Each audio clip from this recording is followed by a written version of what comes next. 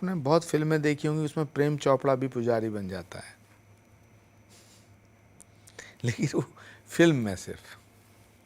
जब आदमी एक्ट करता है, कोई एक्टिंग करता है, और जब सच में वह साधु हो जाता है तो उसके आचरण में आ जाता है, आचरण में आ जाता है। तो आदमी भीतर कुछ है, बाहर कुछ है, वो लंबा नहीं चल पाता। मंदिर जाने से हिंदू थोड़ी होता है, जनेऊ धारण करने से कोई हिंदू थोड़ी होता है। जो राम का नहीं है वो किसी काम का नहीं है। जिन्होंने राम को मानने से मना कर दिया, जो सनातन का नहीं हो सकता वो भारत का नहीं हो सकता।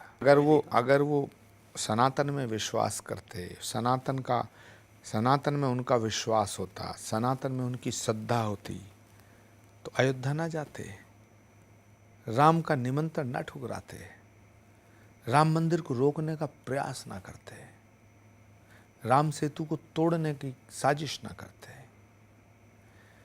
जय श्री राम के नारे से चिढ़ते ना। ये सब उन्हीं के बयान है। राजस्थान में मंच से बोले कि मैं हिंदुत्व को मिटा दूंगा। जो व्यक्ति हिंदुत्व को मिटाने की बात करता है, उसे कैसे कहें कि वो राम, कृष्ण और गंगा, गायत्री इनका भक्त है। दिखाना नहीं, करना है। करना है तो उनके आचरण में संस्कृति और संस्कारों का अभाव है। मुझे तो हैरानी हो रही है, मुझसे ऐसे सवाल आप कर रहे हैं, आपसे मैं सवाल करूं, कभी उन्हें राम राम करते हुए सुना आपने? कभी राहुल गांधी जी के मुंह से सुना है कि वो वंदे मातरम बोल रहे हो? मुझे बताइए ना, 18-19 साल में उन्होंने राजनीतिक जीवन दिया है, कभी उन्होंने एक बार ऐसे करके बोला भारत माता की जय? बोला? सुना आपने? मुझे एक वीडियो दिखाओ। कभी आपने उनके मुंह से सुना जय श्री राम? कभी उन्हें सुना शंकर भगवान की जय? कभी आपने उनके मुंह से सुना हर हर महादेव? कभी उनके मुंह से सुना है सत्य सनातन धर्म की जय? नहीं सुना होगा। अच्छा, आचार्य प्रमोद कृष्णम जब कांग्रेस पार्टी में वहां नेताओं के साथ बैठते होंगे, और वहां कपिल सिब्बल भी बैठते थे जो हमेशा सुप्रीम कोर्ट में राम मंदिर का विरोध किया था, कभी आपकी चर्चा नहीं होती थी? कपिल सिब्बल जी से तो होती थी, सबसे होती थी, लेकिन वो कहते थे हम क्या करें, राहुल गांधी जी का है तो हम तो वही काम करेंगे जो राहुल जी बोलेंगे। सब कहते थे कि हम हिंदू विरोधी थोड़े ही हैं।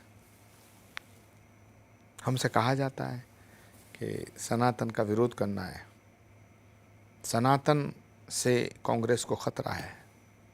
अगर सनातन एक हो गया, हिंदुत्व एक हो गया तो बीजेपी कभी नहीं हटेगी। इसलिए पहले सनातन को डिवाइड करो, हिंदुत्व को डिवाइड करो, हिंदुओं को बांटो, हिंदुओं को बांटो, जाति के नाम पे बांटो, भाषा के नाम पे बांटो, क्षेत्र के नाम पे बांटो, बांटो, बांटे जाओ, और जब बट जाएं तो काटो।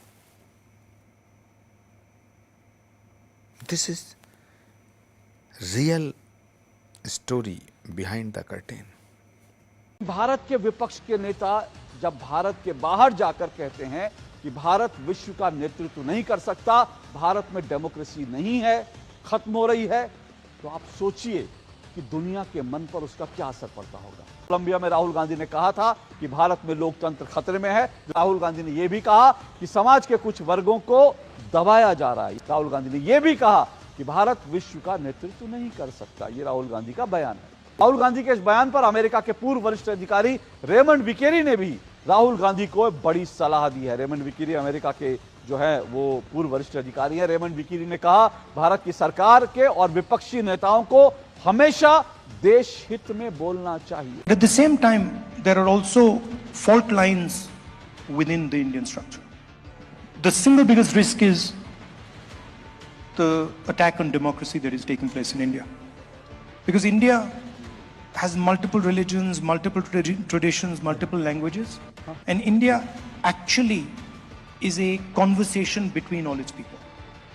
And different traditions, different religions, different ideas require space. And that the best method for creating that space is the democratic system. And currently there is a wholesale attack on the democratic system in India. सत्ता छूटने की बदहवासी में उनके खानदान के बरखुरदार के द्वारा जो कि आज भारत विरोधी शक्तियों के फर्मा बरदार बनते हुए प्रतीत हो रहे हैं, अपनी उसी आदत के अनुरूप विदेश की धरती से एक और ऐसा बयान दिया है जिसमें कुछ भी आश्चर्यजनक नहीं है कि 6 मार्च 2023 को राहुल गांधी ने लंदन के चैटम हाउस में यह कहा था, why the defenders of democracy Europe and America are silent. इससे ज्यादा बड़ा अपमान हो सकता है? और जिसने 100 साल से लोकतंत्र के लबादा ओढ़कर राजतंत्र को जीवित रखा है, वो लोकतंत्र पे भाषण दे, मुझे लगता है इससे ज्यादा हास्यास्पद और विडंबनापूर्ण उदाहरण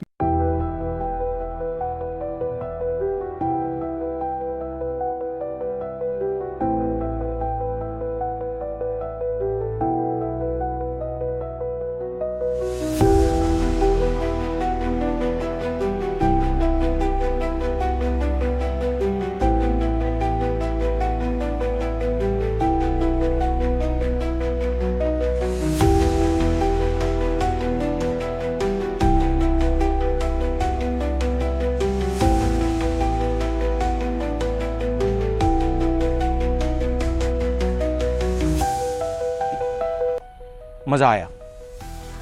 और मैं ये जो मजा है हिंदुस्तान के हर व्यक्ति को देना चाहता हूं।